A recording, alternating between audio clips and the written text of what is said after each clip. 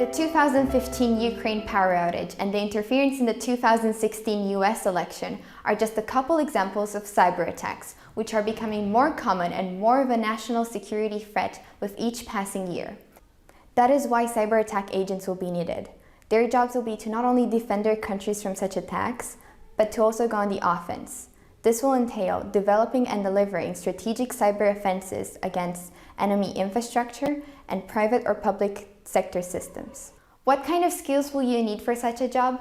Well, the main one will be computer security expertise. Specifically, you will need experience with denial of service attacks, which are a type of cyber attacks in which the perpetrator seeks to make a machine or network resource unavailable to its users by temporarily or indefinitely disrupting services by a host connected to the internet.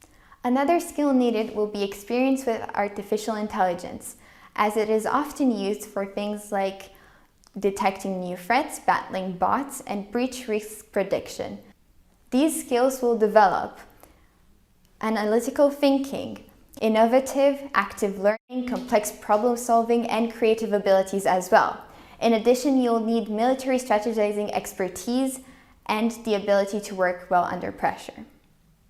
Society has changed over the years, and it no longer values bronze over brains.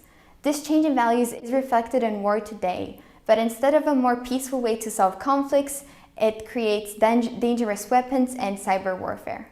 Cyber warfare will not stay in the cyberspace. It will have real-world implications and severe ones. Cyber attacks are able to cause electrical blackouts, the failure of military equipment, and national security breaches.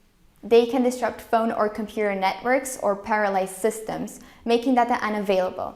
And the worst part about it is also the cheaper option. It isn't an exaggeration to say that cyber attacks may change the functioning of life as we know it. When I first heard about this job, I regarded it as much a job of the future as I did a job of the present. Cyber attacks are on the rise now, especially because of this pandemic. And as technology advances, they will only become more and more dangerous. Yet, countries around the world seem grossly underprepared for this threat. The White House's Management and Budget Office revealed that out of 96 federal agencies, 74% of them were either at risk or at high risk for cyber attacks. I believe I could be a good fit for the job of a cyber attack agent because I have experience with programming.